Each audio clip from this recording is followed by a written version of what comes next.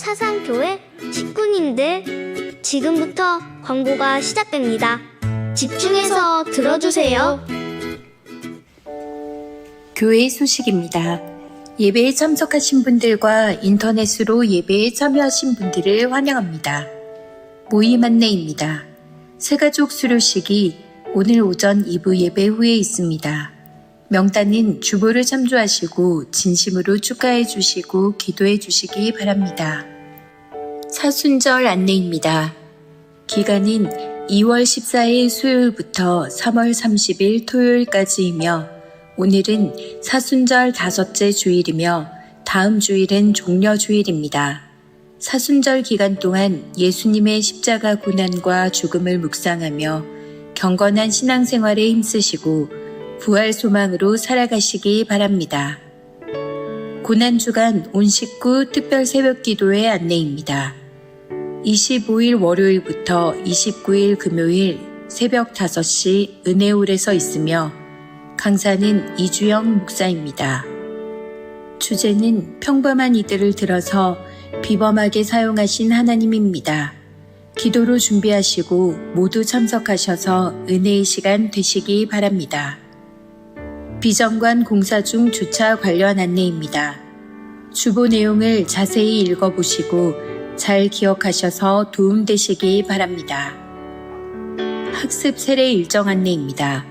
학습 세례 문답식이 오늘 오후 2시 회의실에서 있습니다. 학습 세례식이 3월 24일 주일 오전 1, 2부 예배 시에 있습니다. 위에서 기도해 주시기 바랍니다. 300명의 영혼을 보내주소서 안내입니다. 전도 대상자 명단을 22일 금요일까지 소속 지부장님께 제출해 주시기 바랍니다. 교회 모든 식구님들의 적극적인 참여를 부탁드립니다. 고신대학교 후원 요청 안내입니다. 오늘 마감이며 장소는 엘리베이터 앞입니다.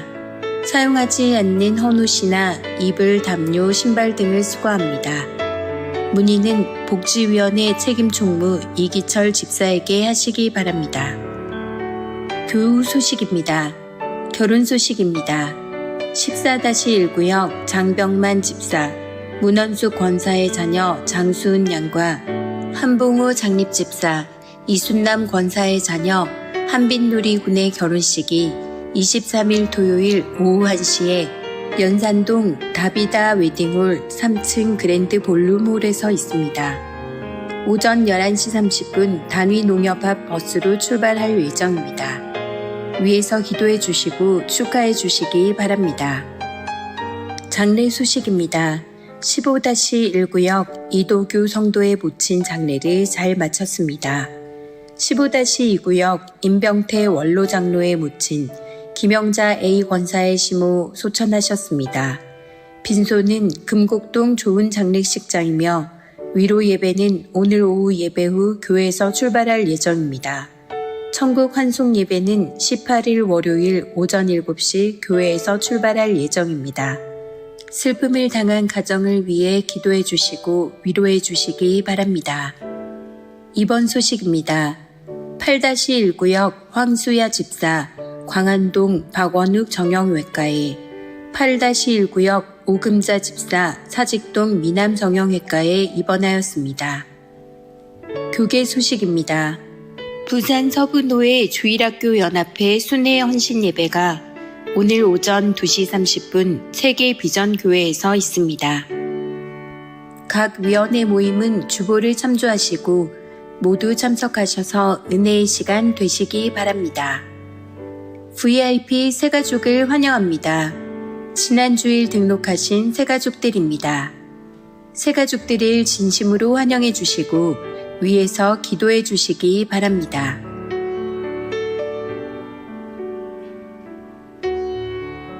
사상교회 식구님들 예배에 집중할 수 있도록 지금 각자의 휴대폰을 점검하셔서 전원을 꺼주시거나 진동으로 설정해 주시기 바랍니다. 이 시간 경건한 마음과 몸가짐으로 하나님께서 기뻐 받으시는 예배 되도록 최선을 다하시고 하나님께 드리는 예배와 선포되는 말씀을 통해 큰 은혜 받으시기 바랍니다.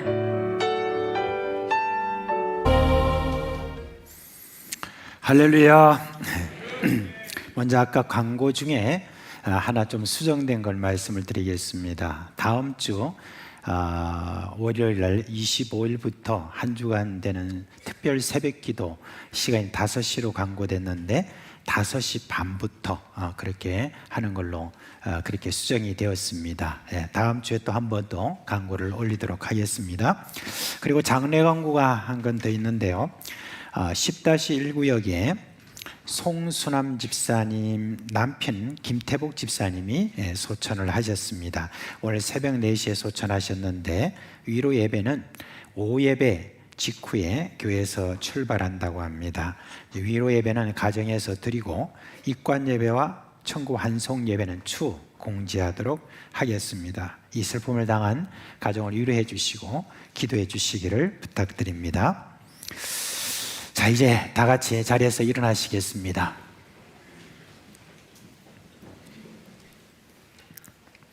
사랑하는 우리 사상교회 식구 여러분, 오늘 우리는 주일을 맞아서 하나님께 예배하기 위하여서 모였습니다. 지난 한 주간 우리에게 이런저런 일들이 또 있었고, 혹시 오늘 또 오시면서도 마음에 참 부담과 또한 슬픈 마음이나 또 여러 가지 마음도 또 있겠고, 이런저런 많은 일들을 당하면서 무거운 마음을 가지고 온 분도 계실 줄 압니다. 이제 우리 주님께서 우리와 함께 계십니다. 그리고 이 시간 우리 주님께서 우리 예배를 기뻐 받으실 것입니다. 그렇기 때문에 우리가 이 모습 이대로 하나님께 집중하고 그렇게 하나님을 갈망함으로 나아가도록 합시다. 이 시간 우리의 마음과 뜻과 정성을 다해서 살아계신 하나님께 영과 진리로 예배하겠습니다.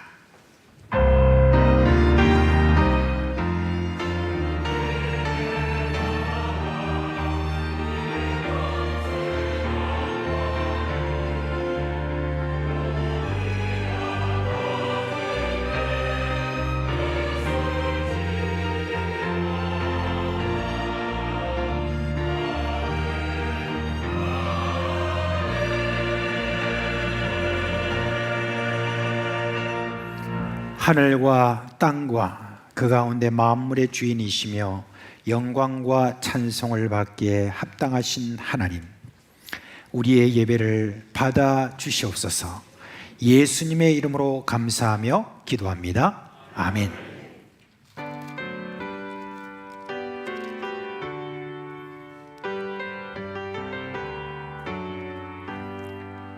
지난 일의 동안에 예수 인도했으니 주의 전에 모여서 감사 찬송합니다. 가장 복된 이날을 하늘 하신 거로다. 가장 복된 이날을 하늘 하신 거로다. 주의 공로 이루어 은혜 주신 일때에 화목하게 하시고 죄를 벗겨주소서. 세상 걱정 버리고 은혜 받게 하소서. 세상 걱정 버리고 은혜 받게 하소서. 하나님의 이름을 찬송하러 왔으니 모임 중에 계시고 영광 나타내소서. 기쁜 하늘 잔치에 참여하게 하소서.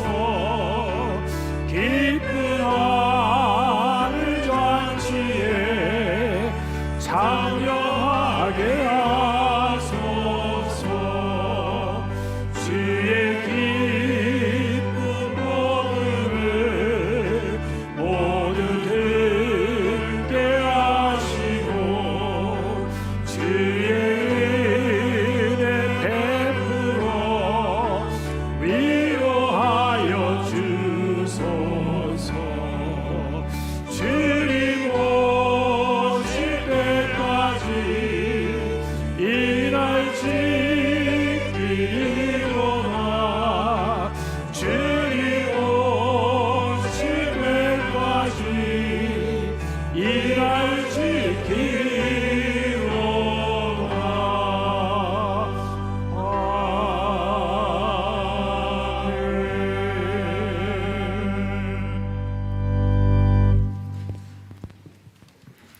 성도 여러분, 이 시간은 참회의 시간입니다.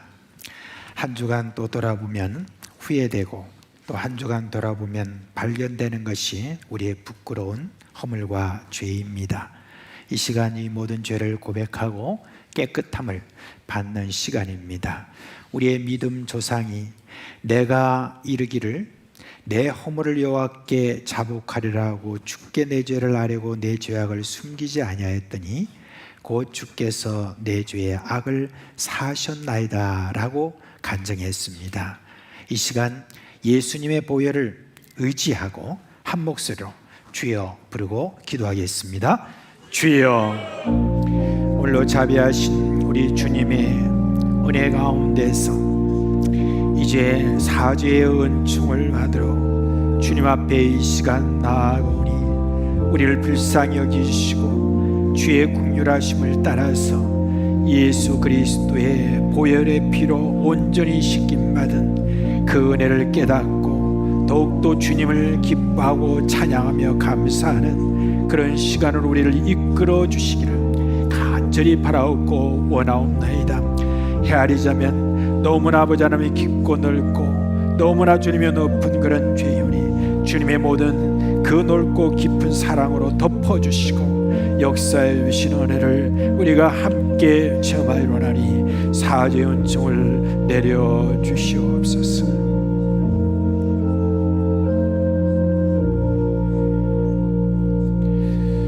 우리 주 예수 그리스도의 이름으로 감사하며 기도합니다. 아멘. 이제 사죄의 선포를 하겠습니다. 만일 우리가 우리 죄를 자백하면 저는 미쁘시고 의로우사 우리 죄를 사하시며 모든 불의에서 우리를 깨끗게 하실 것이요. 아멘. 나는 전능하신 아버지 하나님 천지의 창조주를 믿습니다. 나는 그의 유일하신 아들 우리 주 예수 그리스도를 믿습니다.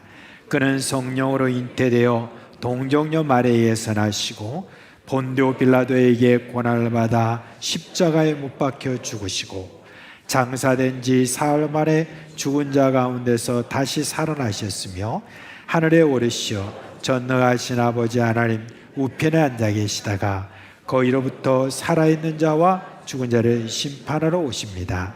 나는 성령을 믿으며 거룩한 공교회와 성도의 교제와 죄를 용서받는 것과 몸의 부활과 영생을 믿습니다. 아멘.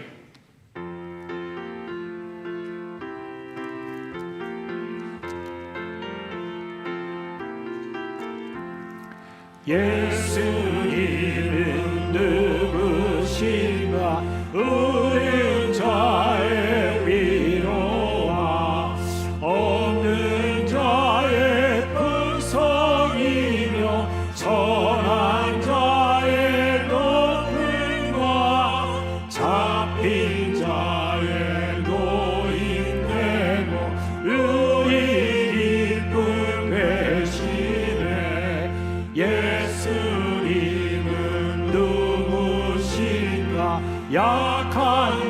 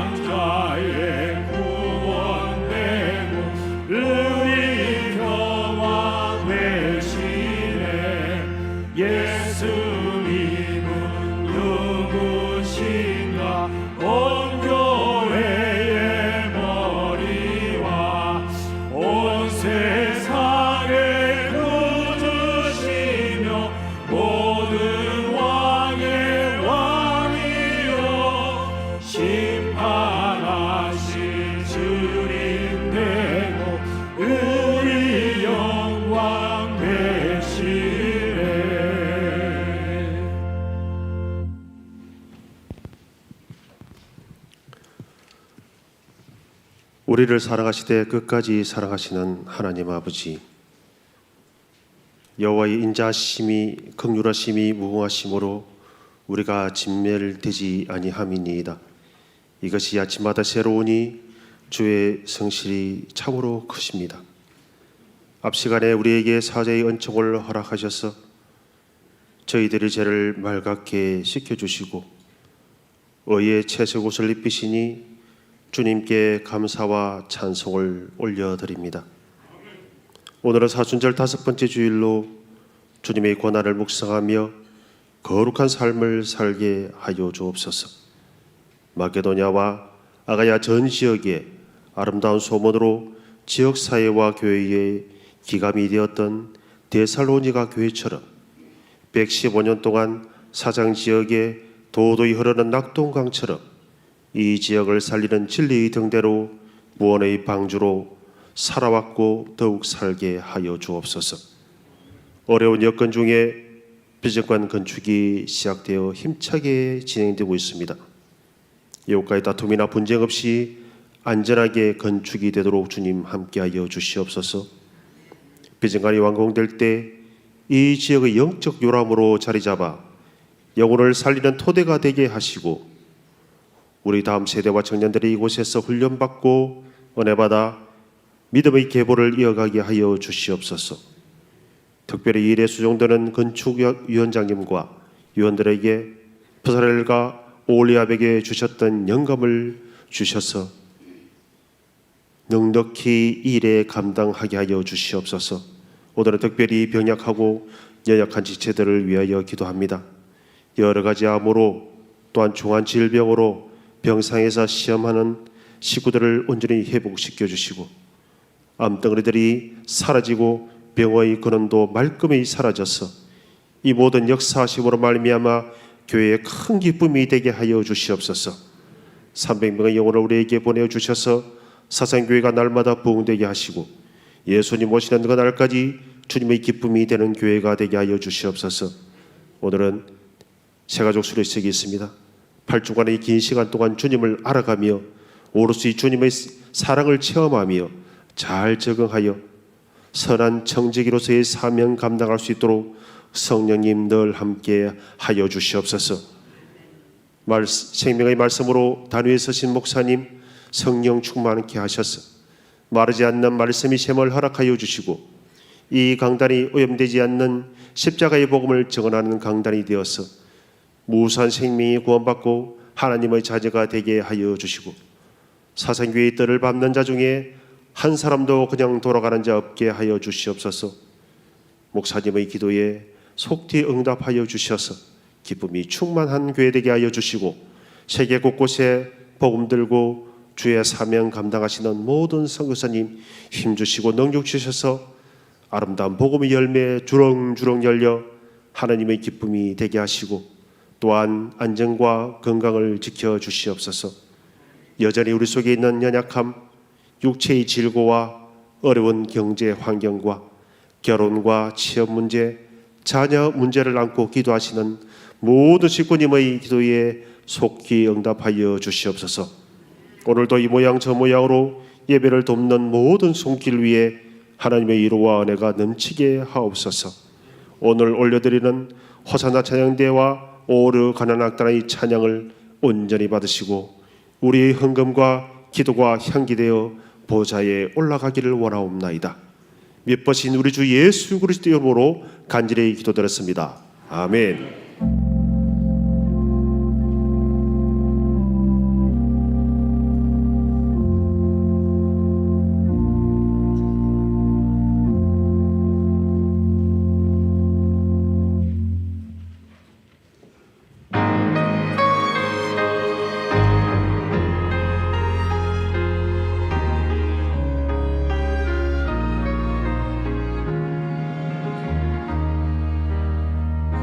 나사렛 주 예수 앞에 겸손히 서 있네. 나 같은 죄인 사랑하신 그네 놀라워라 겟세마네 산에서 주님 기도하셨네. 그 뜻대로 멸시고 주 뜻대로 하소서.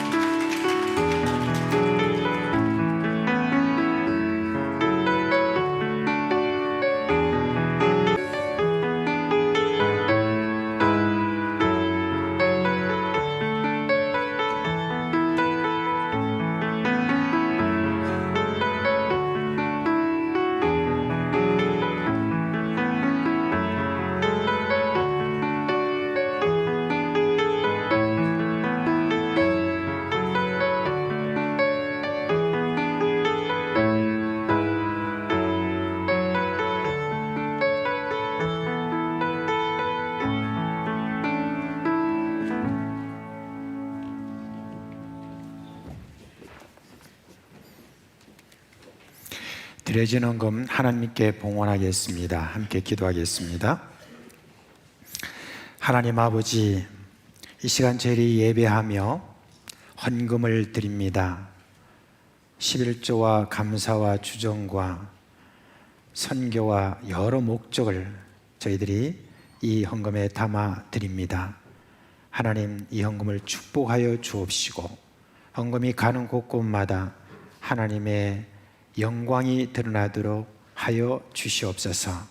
사랑하는 식구들, 여러 가지 어렵고 힘든 형편 가운데서도 힘에 지나도록 헌신하는 그 마음을 주님 받아 주옵시고, 저들의 모든 삶에 있어서 우리 주님께서 주님 되심을 굳게 더 믿고 믿는 신앙의 진전이 늘 있도록 하여 주옵시고, 우리 하나님께서 저들의 입고 먹고 마시는 모든 것들에 대해서 책임지시는 선하신 우리 아버지가 되심을 굳게 믿는 은혜가 있게 하여 주시옵소서.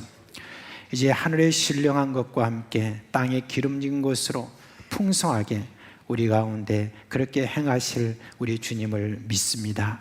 주님, 근심이 없도록 하여 주옵시고 날마다 가정에 주님께서 부어주시는 은혜로 말미암아 기쁨의 소식들이 있도록 하여 주시옵소서. 감사드리며 예수 그리스도 이름으로 기도합니다. 아멘.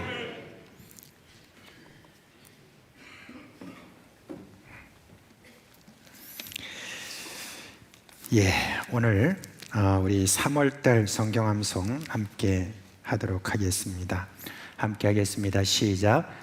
하박국 2장 14절 말씀. 이는 물이 바다를 덮은 같이 여호와의 영광을 인정하는 것이 세상에 가득함이니라.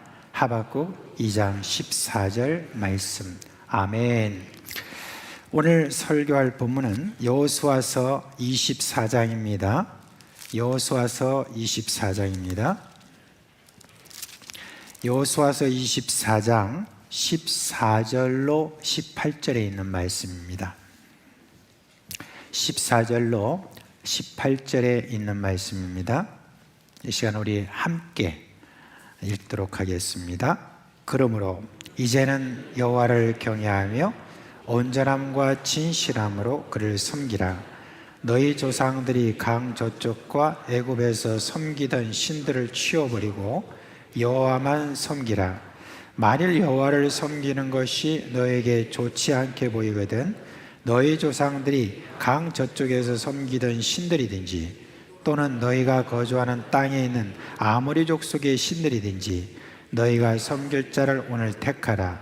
오직 나와 내 집은 여호와를 섬기겠노라 하니 백성이 대답하여 이르되 우리가 결단코 여호와를 버리고 다른 신들을 섬기기를 하지 아니하오리니 이는 우리 하나님 여호와께서 친히 우리와 우리 조상들을 인도하여 애굽 땅 종되었던 집에서 올라오게 하시고 우리 목전에서 그 큰 이적들을 행하시고 우리가 행한 모든 길과 우리가 지나온 모든 백성들 중에서 우리를 보호하셨음이며 여호와께서 또 모든 백성들과 이 땅에 거주하던 아모리 족속을 우리 앞에서 쫓아내셨습니다.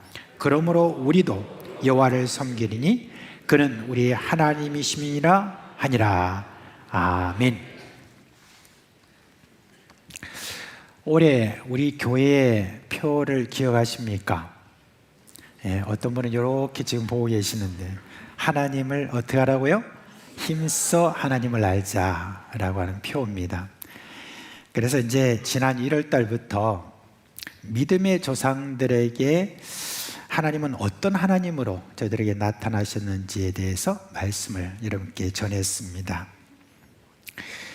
그런데 저는 믿음의 조상들이 가졌던 그 믿음에 대한 어떤 소개보다는 하나님이 믿음의 조상들을 어떻게 인도하셨는지 각자의 성품과 배경과 여러 상황 속에서 하나님이 어떻게 그들을 믿음의 사람으로 키워가셨는지 거기에 초점을 두고 여러분께 말씀을 전했습니다.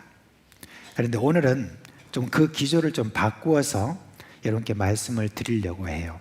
왜냐하면 이 여호수아라는 바로 이 인물 때문에 그렇습니다. 이 오늘 소개하는 이 여호수아는 약점을 잡기가 참 어려워요. 앞에 있는 모든 인물들에 대해서는 뭔가 좀 약점을 잡을 만해서 또한 처음에는 참 부족했는데 나중에는 신실한 하나님의 사람이 되었다라고 하는 그런 말씀을 이렇게 드렸습니다. 그런데 여호수아는 성경에 처음 등장할 때부터 시작해서 끝까지 믿음으로 살았다는 그 기록밖에 없어요. 그래서 오늘은 이 여호수아가 하나님을 어떻게 신앙하였는지 그거를 여러분께 변함없는 신앙이라는 그 제목으로 말씀을 드리도록 하겠습니다. 여호수아가 처음 성경에 등장하는 곳이 어디냐면 출애굽기 11장이에요. 이제 그곳에 어떤 내용이냐면은 모세가 이스라엘 백성들을 이제 애굽에서 이끌어내어서 이제 르비딤이라고 하는 곳에 이르렀습니다. 근데 그 르비딤에서 아말렉 민족이 쳐들어왔습니다. 근데 그 아말렉 민족이 쳐들어올 당시에 어떤 상황이 있었느냐?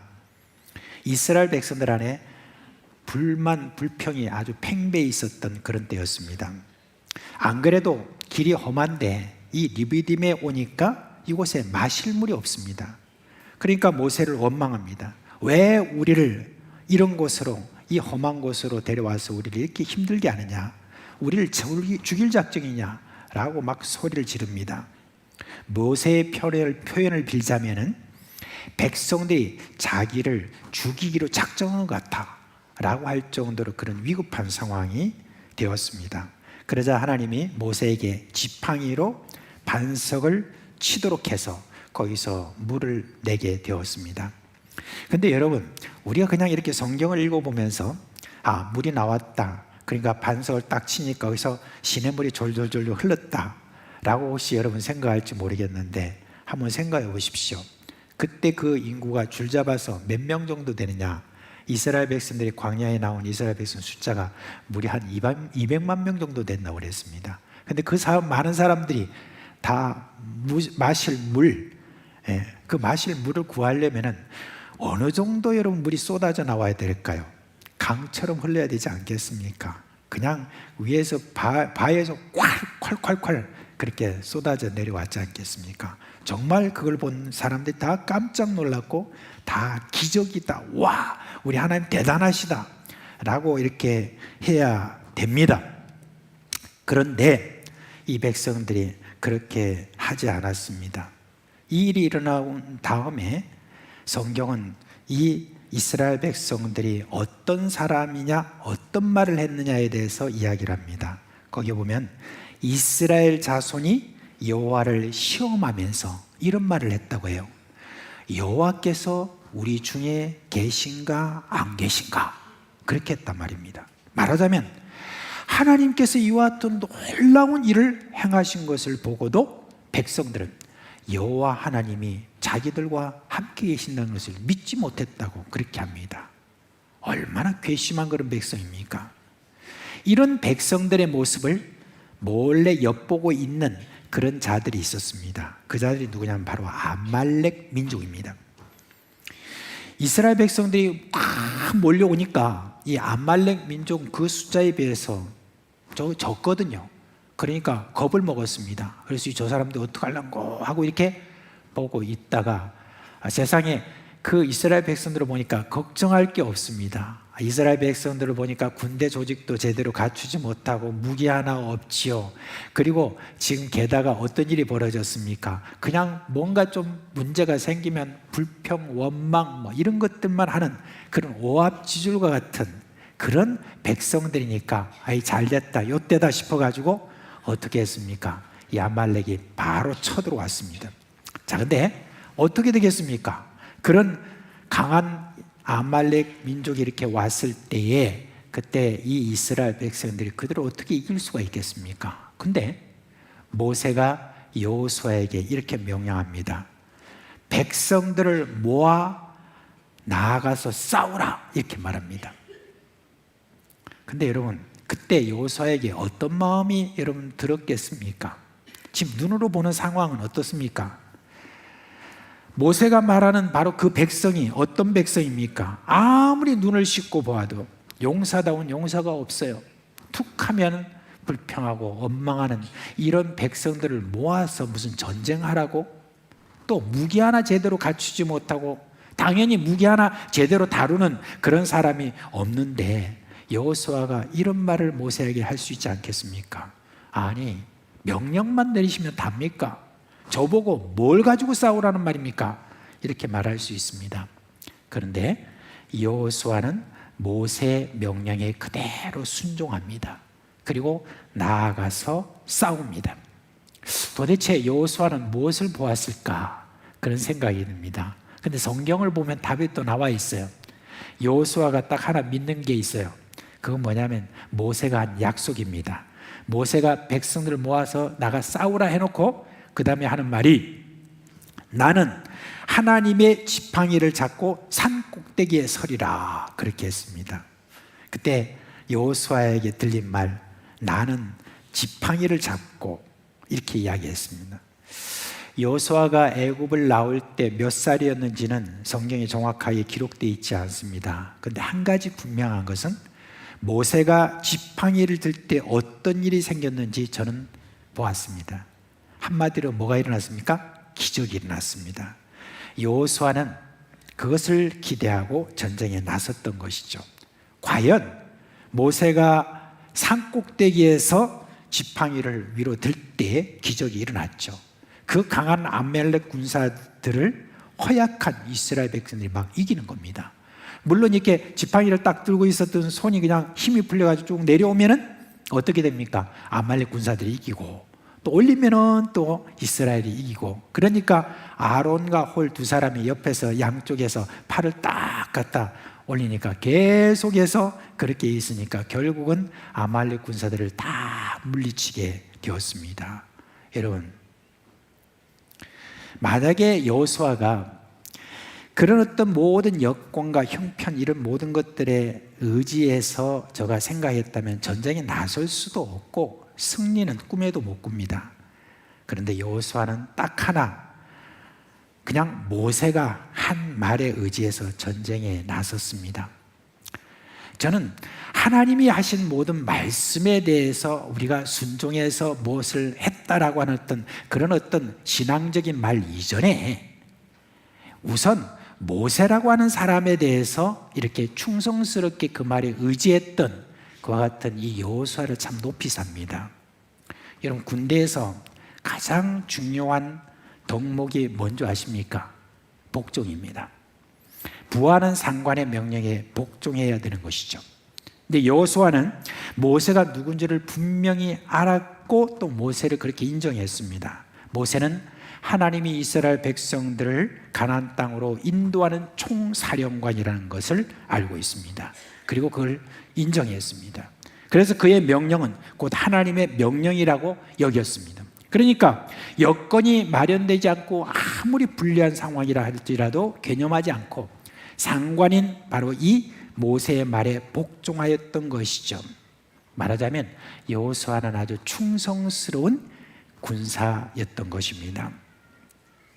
요한일서에 보면 보이는 사람을 사랑하지 않는 자가 어떻게 하나님을 사랑하겠는가라고 했습니다. 그처럼 보이는 위권세에게 충성하지 않는 자가 어떻게 하나님께 충성할 수 있겠냐라고 말할 수가 있습니다.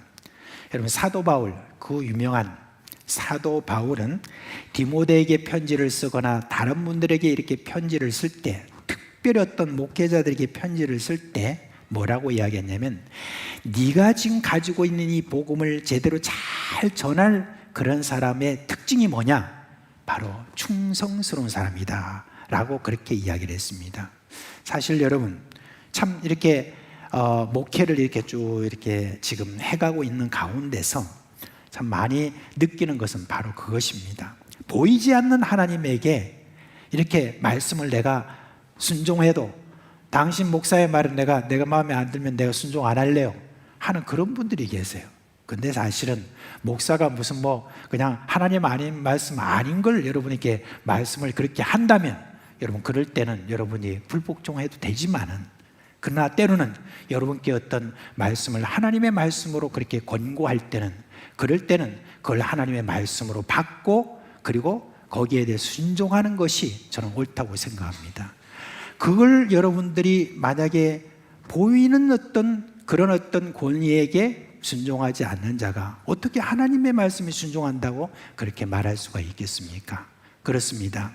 이렇게 여호수아는 비록 사람이라 할지라도 그가 하나님이 세운 그와 같은 사람이라는 것을 인정하고 계속해서 그의 말에 순종하고 어떤 여건과 그리고 어떤 환경에 굴하지 않고 그 모든 말씀을 그대로 받고 그대로 순종하는 충성스러운 그런 사람이다 라고 하는 것을 우리가 볼 수가 있습니다.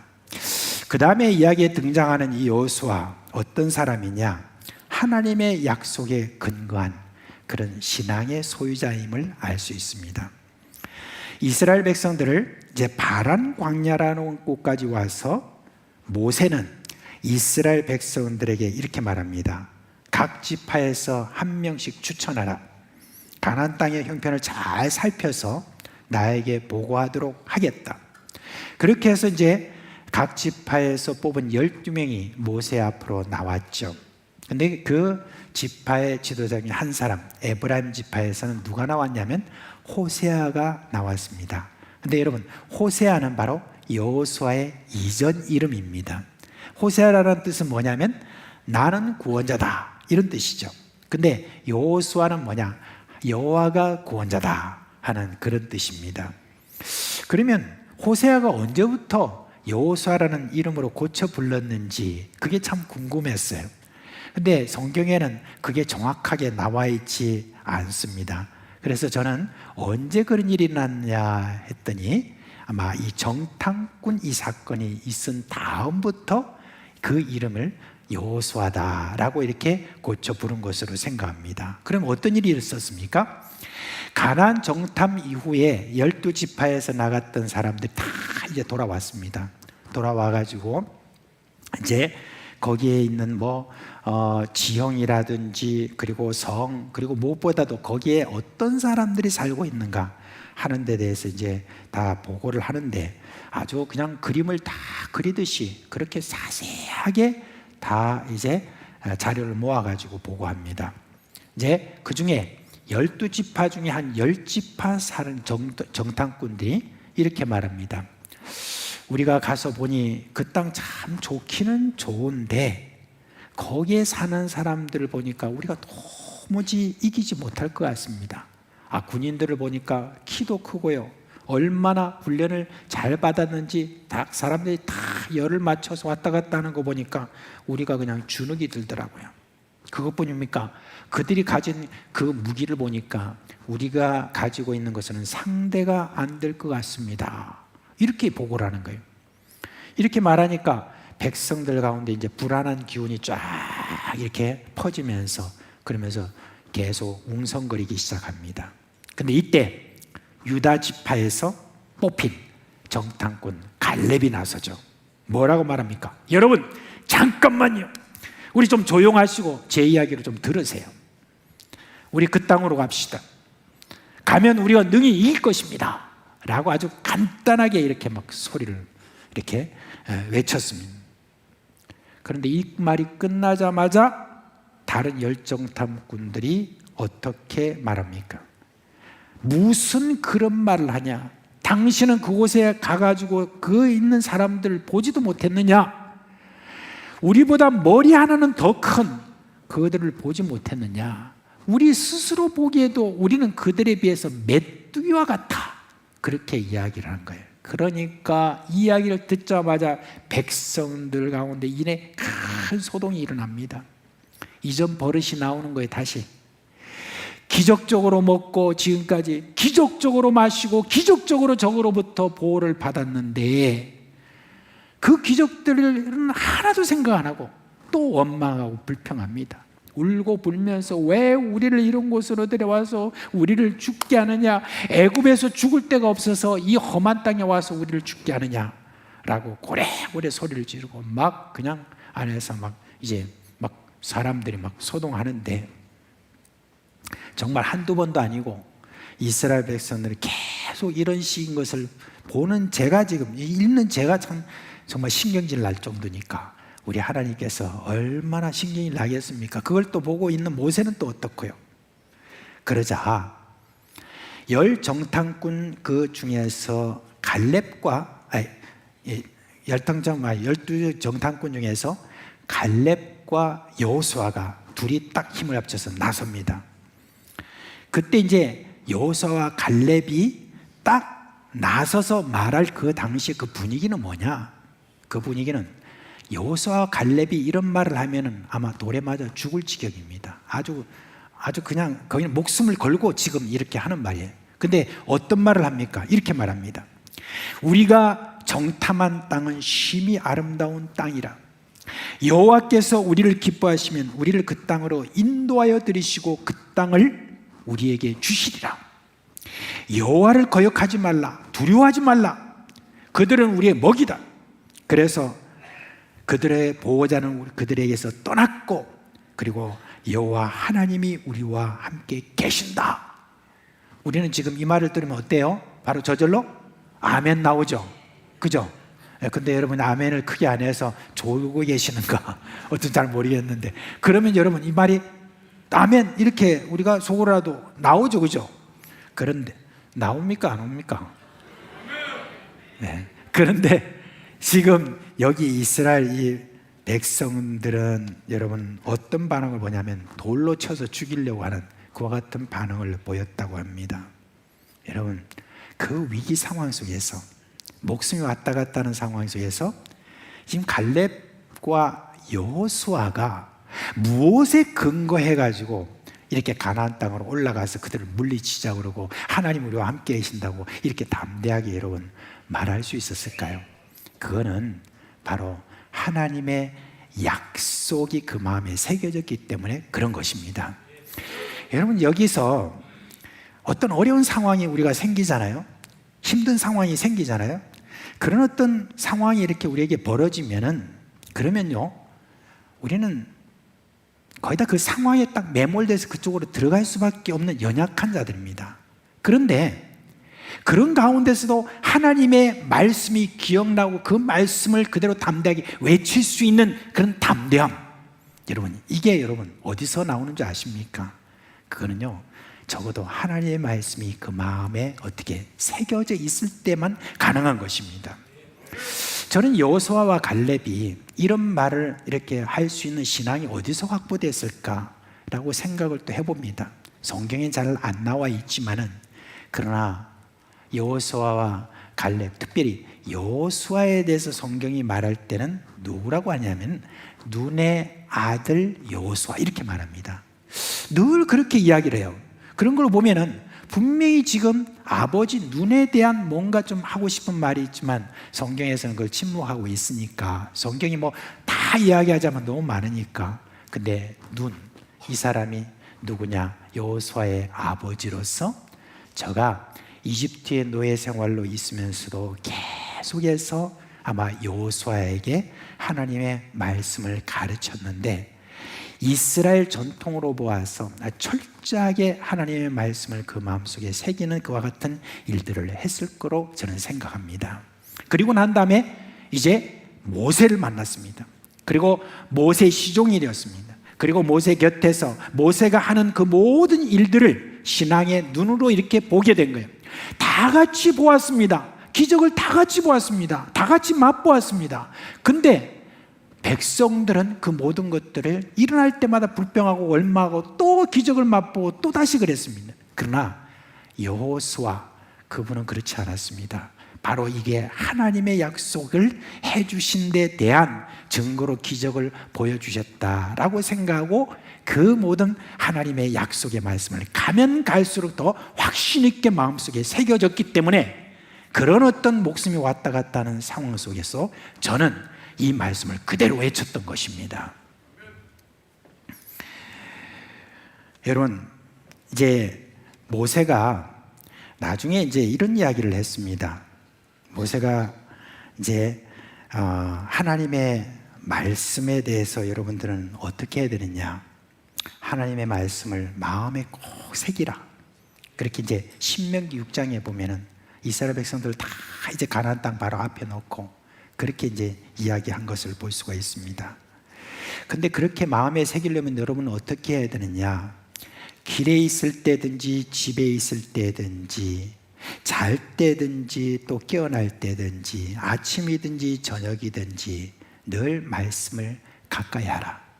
그리고 네 손목에다가 말씀을 메고 네 이마 중간에다 말씀을 메고 그렇게 할 정도로 하나님의 그 모든 말씀을 계속해서 가까이 하고 네 집 문설주와 네 안방이고 어디고 다 하나님의 말씀을 도배를 해라. 그렇게 해야만 어떻게 되냐? 이 하나님의 말씀이 네 마음속에 새겨지게 된다라고 그렇게 이야기를 한 것입니다.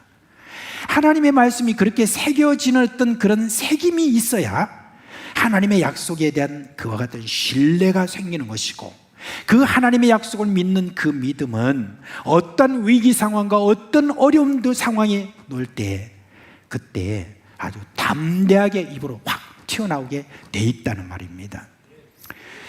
여호수아는 그렇게 해서 모세를 뒤를 이어서 이스라엘 민족의 지도자가 되었죠. 그리고 가나안 땅에 들어가서 그 땅을 다 차지하고 12지파에게 배분을 했습니다. 근데 그가 이런 임무를 다 마치고 난 다음에 이제 이스라엘 백성들을 다 모아놨습니다. 모세처럼 다 모아놓고 지난날 역사를 말합니다. 아브람부터 지금의 이르기까지 하나님이 우리와 함께 하신 그 모든 것들을 하나 이야기하고 난 다음에 마지막 부분에 뭐라고 말합니까? 이 유명한 말을 합니다. 나와 내 집은 여호와만 섬기겠다. 그렇게 말합니다. 성경에는 이때 나이가 정확하게 나와 있지 않아요. 그에 비해서 여러분 놀랍게도 여호수아가 참 유명한데 그 뒤편에 있는 이 갈렙의 나이에 대해서는 아주 상세하게 기록하고 있습니다. 갈렙의 나이를 그래서 감안하고 그리고 이제 여호수아가 110세에 죽었다고 그랬거든요. 그래서 그 모든 것들을 다 조합해서 따져보니까 이제 신학자들이 말하는 그때 나이가 여호수아가 92세 정도라고 합니다. 그때가 아마 갈렙보다 한 7살이 많은 그런 사람이라 합니다. 뭐 나이 92세가 되면 지금하고 조금 뭐 차이는 있겠지만 그래도 고령이죠. 근데 이 고령의 나이까지 충성하였던 여호수아가 나와 내 집은 여호와만 섬기겠다라고 그렇게 말했는데 그걸 만약에 여러분 들었던 사람들이 나와 내 집은 여호와만 섬기겠다. 뭐 여호수아 정도면 뭐 그거는 뭐 당연한 이야기겠죠. 라고 그렇게 이야기할 수 있습니다. 그렇지만 여호수아가 여러분 왜 이런 말을 했겠습니까? 나와 내 집은 여호와만 섬기겠는데 너희들은 어떡할 거냐? 라고 하는 바로 그런 이야기죠. 여호수아는 보았습니다. 자기가 이집트에서 나올 때 그때 그 백성들이 40년 동안 저질렀던 20세 이상 된 그 사람들의 그 모든 모습들을 보았습니다. 원망하고 불평하고 막 하는 어떤 그런 가운데서 그 하나님 말씀대로 어떻게 되었습니까? 나올 때 20세 이상 되었던 모든 사람들은 광야에서 여호수아와 갈렙 빼놓고 다 죽었습니다. 그리고 지금 자기 앞에 놓여있는 지금 모여있는 사람들은 다 60세 이하죠. 60세 이하에 있는 그 사람들이죠. 그런 어떤 사람들 앞에 놓고 지금 이야기를 하는 이 지금 여호수아의 그 마음에는 어떤 마음이 있느냐? 사람은 못 믿는다. 지금은 너희들이 뭐 또 이런 어떤 내가 우리 하나님 잘 섬기겠다 이렇게 하겠지만은 그러나 너희들은 또 아마 또 어떻게 될지 모른다. 누구보다도 나도 잘 모르겠다. 그러니까 자기 자신을 다짐하는 마음으로 나와 내 집은 여호와만 섬기겠다라고 하면서 여러분 어떡할래요? 이렇게 지금 묻는 것입니다. 이에 대해서 백성들은 이렇게 응답합니다. 뭐라고 말합니까? 우리도 여호와를 섬기겠나이다 했습니다. 저는 이 이스라엘 백성들의 이 화답이 굉장히 감격스럽게 들립니다. 왜냐하면 이들은 진심으로 이렇게 말했기 때문에 그렇습니다. 우리가 사사기에 들어가 보면 그 어두운 사사 시대에 들어가기 전에 이스라엘 백성들의 그 분위기를 이렇게 말하고 있습니다. 사사기 2장 7절에 보면 이런 말씀이 나옵니다. 우리 같이 한번 읽어볼까요? 시작. 백성이 여호수아가 사는 날 동안과 여호수아 뒤에 생존한 장로들 곧 여호와께서 이스라엘을 위하여 행하신 모든 큰 일을 본 자들이 사는 날 동안에 여호와를 섬겼더라. 아멘. 이들은 가나안 땅에 들어가서요 그 약속한 대로 여호와만 섬겼다고 그렇게 말합니다. 근데 여러분 저는 이들이 정말 그 약속한 대로 여호와만 섬겼다라고 하는 어떤 그 말 속에서 뭘 하나 또 생각하냐면 바로 이 여호수아라는 말 하는 사람입니다. 나와 내 집은 여호와만 섬기겠다라고 하는 이 여호수아가 말한 그 말의 무게가 얼마나 무거웠는지 하는 데 대해서 생각을 합니다. 여호수아가 이렇게 이야기한 이 말은 그냥 많은 말 중에서 이와 같은 말을 한 것이 결코 아닌 것을 저는 생각합니다. 뭡니까? 자기의 생애 전체를 종합해서, 그리고 지금 이 모든 생애 전체에서 자기가 그동안에 해왔던 모든 것들을 다 합쳐가지고 나와 내 집은 여호와만 섬기겠다, 그 말이죠. 이전에도 섬겼고 지금도 섬기고 앞으로도 나는 그렇게 섬기는 사람으로 내 인생 끝까지 간다 라고 하는 그와 같은 고백이 바로 여기에 있는 것입니다. 근데 그 모든 것들이, 그 감동이 그대로 이스라엘 백성들에게 다 전해진 것입니다. 힘있게 전해진 것입니다. 왜? 모든 백성들은 여호수아의 그 삶을 보아왔기 때문에 그렇습니다. 광야에서 보았던 여호수아의 믿음의 삶이 있었습니다. 충성스러운 삶이 있었습니다. 그 모든 어려운 환경 속에서도 충성스럽게 하나님의 약속만 믿고 그렇게 기적을 일으켜낸 그런 여호수아를 보았던 사람들 앞에서 이 한마디를 할 때 그 말에 대해서 다들 그거를 가볍게 여기지 않고 굉장히 무겁게, 그리고 감동으로 그렇게 마음에 새길 수 있었던 것이고, 나와 내 집은 여호와만 섬기겠다라고 하는 그 모든 감동적인 말이 내 마음속에 새겨져서 우리도 여호와만 섬기겠다라고 그렇게 고백했고, 그 감동은 저희들 모든 세대 속에서 그대로 이어져 갔다라고 하는 것을 우리가 볼 수가 있습니다.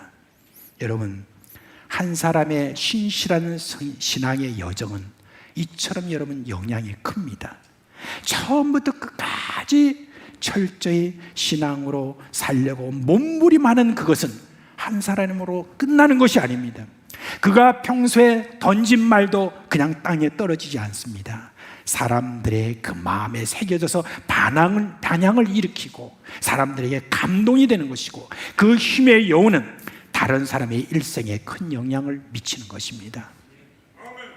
저는 청년 시절 그리고 40대까지 제가 참 존경하고 참 귀하게 여기는 어떤 목사님이 한 분 계십니다. 그 목사님은 사랑의 교회를 처음 시작했던 옥하는 목사님입니다. 그분의 설교를 제가 이렇게 저렇게 들을 기회가 좀 있었습니다. 근데 그분의 말에는 늘 힘이 있었습니다. 참 감동이 있었습니다. 왜 그러냐면은 그분은 참 삶이 정직했고 바르게 살려고 했고, 또 어떤 권위 앞에서도 주눅들지 않고 담대하게 하나님의 말씀을 외친 분이었습니다. 서초동이라는 곳이 어딘 줄 아십니까? 그 교회가 있는 서초동에는 거기는 법원 골목입니다. 법조인들이 수백 명이 있습니다. 그 교회 안에 뭐 똑똑하다는 사람들, 이런 사람들이 다 이렇게 있어도 그 앞에서 담대하게 말했습니다. 정신 차리라고 그렇게 이야기할 정도로 그렇게 카랑카랑하게 외치면서 그렇게 설교했던 그런 분입니다. 아직도 유튜브에 보면은 옥하는 목사님의 그 설교가 아직도 계속 전해져 오고 있는데, 지금도 저는 즐겨 또 그 설교를 듣습니다. 근데 지금도 마찬가지로 지금 이미 다 되어진 그런 말씀이라 할지라도 그걸 보고 있으면은 다 그 한마디 한마디에 참 무게를 지금도 느끼고 있습니다. 그리고 그 반향은 우리뿐만 아니라 그분 밑에서 부목사로 계셨던 그런 분들 중에서요, 여러분이 부산으로 오셔가지고 부산에서 큰 놀라운 목회를 하시고, 그리고 지금 여러 지방과 서울에서 다들 참으로 선한 영향력을 미치고 있는 것을 볼 수가 있습니다. 한 교회에 평생 신실하게 신앙생활을 해온 장로, 권사, 집사가 있는 교회 정말 복됩니다. 그분들은 떠나갔어도 여전히 그분들의 옮기는 교회에 남아 있습니다. 그분들의 충성스러운 그 신앙을 보았던 바로 그 후손들은 계속해서 지금도 이렇게 화답하고 있습니다. 우리도 당신들처럼 신앙생활하며 여호와만 섬기겠다 라고 하는 그와 같은 지금도 울림이 우리 가운데 있습니다. 오늘 여호수아의 신앙을 여러분께 말씀드렸는데요, 초대에 말씀드린 것처럼 여호수아의 40세 이전에 어떤 생애는 잘 모르겠습니다. 그러나 성경에 기록된 내용만 볼 때 평생 변함없이 하나님에 대한 신앙을 충성스럽게 지킨 그런 분이었습니다. 전 일생에 걸쳐 변함없이 신앙으로 산다는 것, 그 축복을 여호수아가 지금 보여주고 있습니다. 지금도 이 기록을 읽고 있는 무사람에게 끼친 영향이 계속되고 있습니다. 저는요, 우리 사상교회에 이런 믿음의 선조들이 여러 분 있다는 것, 그것이 참 자랑스럽습니다. 끝까지 믿음을 지키고 끝까지 헌신하고 끝까지 섬겼던 그런 분들의 삶을 보면요, 참 고단하고 궁핍하고 어렵고 힘든 어떤 그런 일들, 여러 가지 많은 어떤 그런 형편을 보면 신앙을 포기하고 말았어야 되는 그런 많은 분들이 계셨어요. 근데 그분들이 끝까지 믿음을 지키고 끝까지 섬기고 끝까지 헌신했던 그와 같은 어떤 그런 모든 모습들을 저는 기억하고 있습니다. 그래서 그분들을 생각해 보면은 저는 늘 또 그런 생각을 합니다. 어떤 생각이 드냐면은, 그렇지, 내가 끝까지 믿음으로 살아야 되겠다 하는 어떤 그 마음이 내 마음에 생기는 것입니다. 사랑하는 여러분, 여러분의 지금 신앙의 모든 여정은 끝까지 변함없이 믿음으로 살아가는 그 모든 것들은 여러분, 그것으로 끝나는 게 아닙니다. 여러분의 자손에게만 이어지는 것이 아닙니다. 여러분이 지금 몸담은 이 교회만 머무는 것이 아닙니다. 여러분의 끝까지 변함없이 신앙하는 그 모든 신앙은 계속해서 여러분의 후손들에게, 또한 주변의 많은 사람들에게, 그걸 이야기를 듣는 많은 사람들이 감동이 되고 힘이 되어서 계속해서 믿음을 지키는 모든 사람들에게 있어서 여러분 힘이 되어지는 것입니다. 여러분, 여러분의 신앙이 만약에 들쑥날쑥하는 그런 신앙이라고 한다면 참 서글픈 신앙이에요. 우리 일생에 아무런 선한 영향력도 미치지 못하고 인생을 여러분 마친다면 얼마나 후회스럽겠습니까? 여러분께 부탁드립니다. 여러분의 일생이 이 사상교회 후대에 어떤 인상으로 남을 것인가, 그걸 늘 생각하면서 신앙하시기를 바랍니다. 그래서 좀 들쑥날쑥하는 그런 신앙 이제 그만두시고 좀 끝까지 인내하며 어떤 상황이 온다 할지라도 신앙을 지키는 어떤 사람이 되기 위해서 하나님의 말씀을 여러분 마음에 확 새기시기 바랍니다. 그 새긴 그 모든 말씀이 어떤 상황일 때 팍팍 튀어나와서 담대하게 여러분을 이끌어가는 그런 은혜가 여러분에게 있기를 주님의 이름으로 부탁드립니다. 이 시간 다 같이 자리에서 일어나시겠습니다.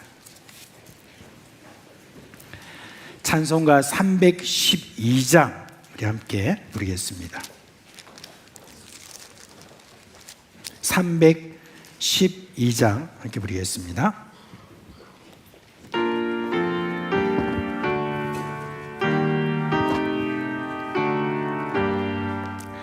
너 하나님께 이끌리어 일평생 주만 바라며 너 어려울 때 힘 주시고 언제나 지켜주시니 주 그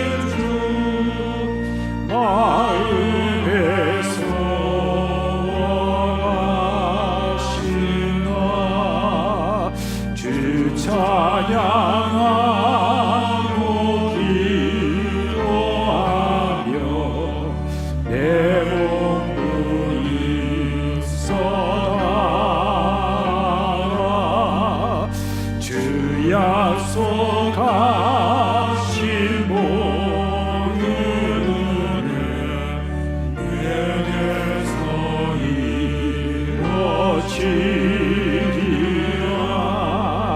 참되고 의지 않은 자 주께서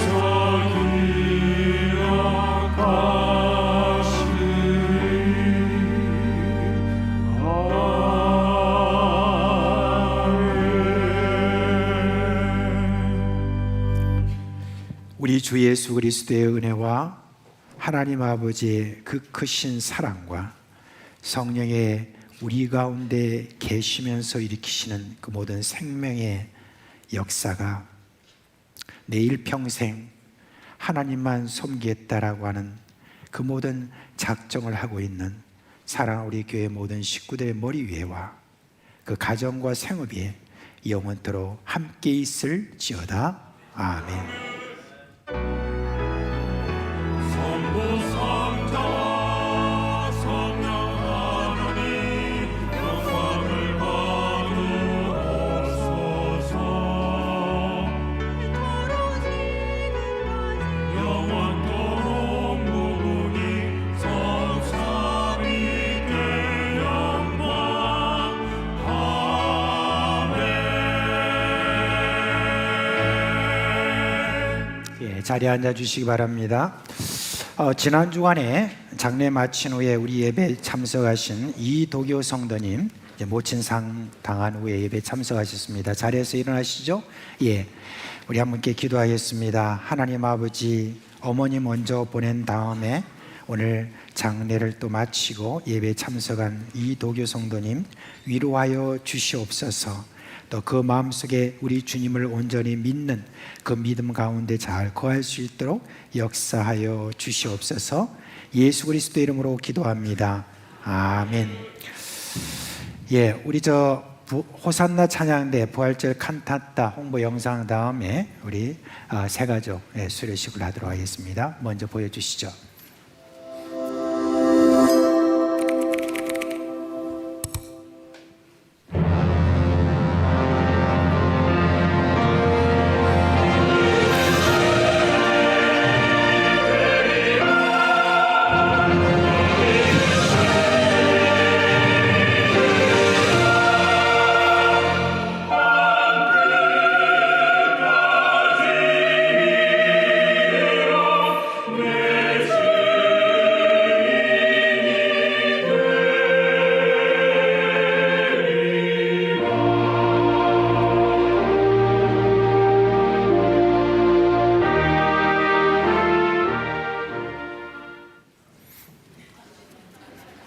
너무 싱겁죠?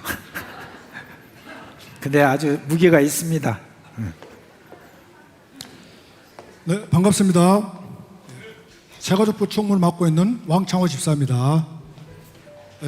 여러분 보시다시피 우리 세가족부가 또 새롭게 단장된 곳에서 또 오늘 또 처음으로 또 이렇게 3월달 처음으로 또 세가족을 수료하게 되었습니다. 여러분들 궁금하시면 한 번씩 와서 보시고 또 기도해 주시기 바랍니다.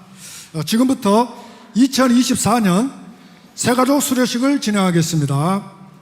3월 세가족 수료식을 허락하신 하나님께 감사드립니다. 6주간의 세가족 과정을 수료하고 정식으로 우리 교회에 등록되는 7분의 새 식구를 맞이하고 축하하는 자리입니다. 우리 수료자분께서는 앞으로 나오셔서 단상에 서 주시고 수료자분들이 앞으로 나오실 때 큰 박수로 환영해 주시기 바랍니다. 이어서 수료증과 소정의 선물을 전도록 하겠습니다. 지금부터 호명하겠습니다. 앞으로 나와주시기 바랍니다. 유정현님,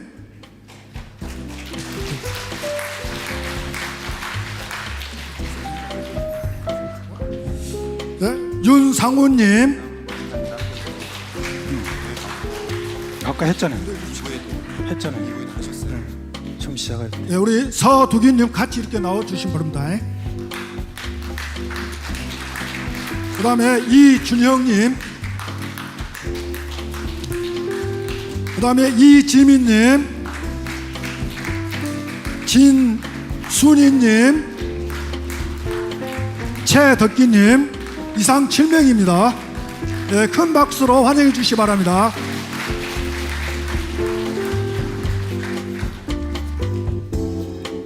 수료증을 전달하겠습니다.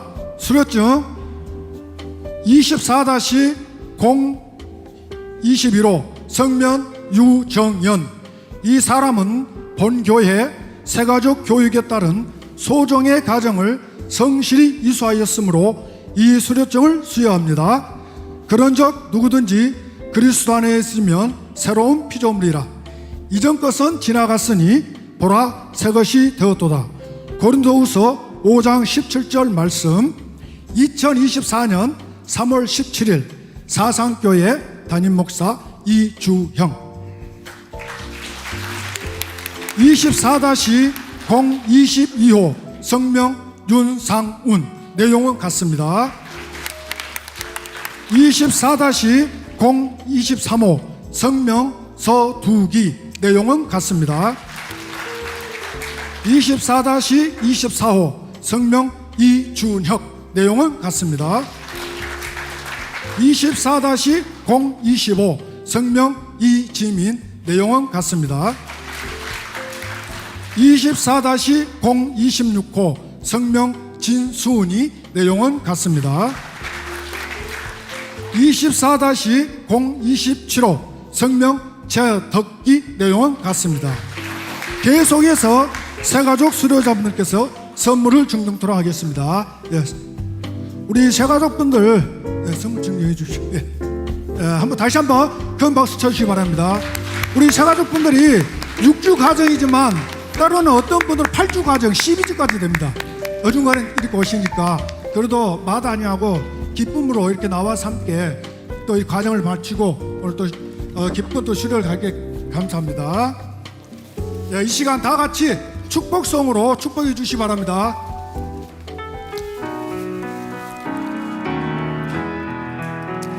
너는 시냇가에 심은 나무라. 하나님의 사랑 안에 믿음뿐이 내리고 주의 뜻대로 항상 사세요. 이어서 우리 목사님 기도로 마치겠습니다. 기도하겠습니다. 하나님 아버지, 지난 6주 동안에 교육을 잘 마치고 우리 교회 식구로 정식으로 이렇게 저희들이 맞이할 수 있도록 은혜 주셔서 감사를 드립니다. 한 가정 한 가정마다 개인마다 주님께서 복의 복을 더하여 주시고 건강을 주시고 그리고 저들의 모든 하는 일들이 잘 될 수 있도록 형통한 길로 인도하여 주시옵소서.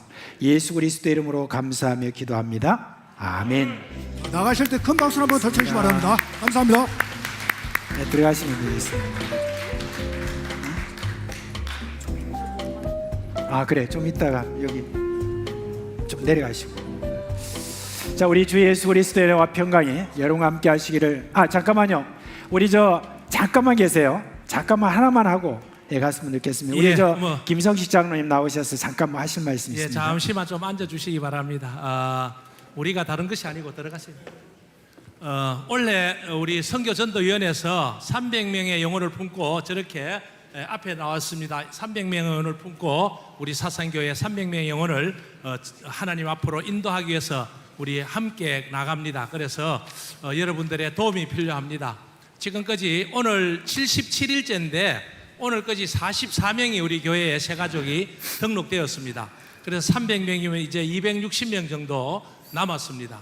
그래서 여러분들이 좀 더 적극적으로 동참해 주시라는 뜻에서 우리가 여기 오늘 성경 말씀에 보면 고린도전서 9장 16절에 내가 복음을 전할지라도 자랑할 것이 없으면 내가 부득불 할릴림이라 그랬어요. 그리고 그 뒤에가 중요합니다.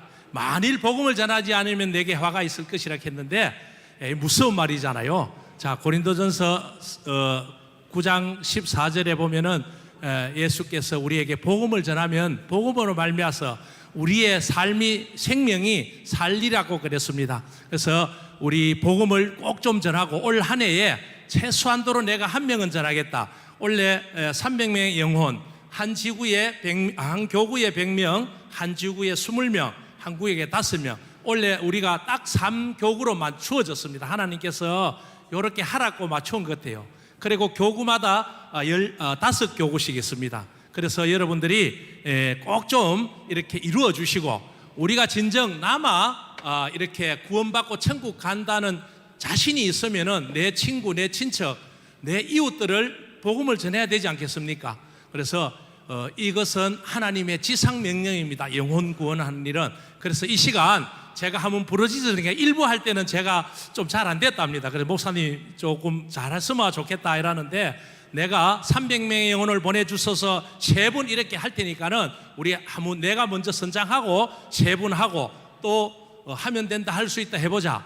우리는 하면 됩니다. 하나님께서 함께 하시면 되니까는 이것을 한번 부르짖고 우리가 한번 올해 힘차게 나가서 우리 영혼 구원에 우리 사상교회가 앞장서는 교회 되도록 한번 하겠습니다. 300명의 영혼을 보내주소서. 시작. 300명의 영혼을 보내주소서.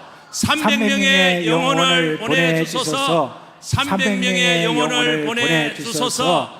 그 다음에 하면 된다, 할 수 있다. 시작. 하면 된다, 할 수 있다, 해보자. 감사합니다. 잘하셨습니다. 예.